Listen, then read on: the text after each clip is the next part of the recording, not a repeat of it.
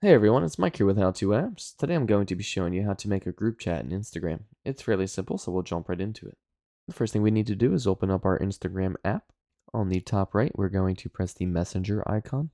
On the messenger screen, we are going to press the little pen icon on the top right, and this will bring up the list of all of the people that you can message. At the top, you can search for specific people, or you can scroll up and down the list and check off each person you would like to add to the group chat. Once you have selected all of the people you would like to add to the group chat, you will press chat on the top right, and from here you will see a group chat thread with all of the people that you have chosen.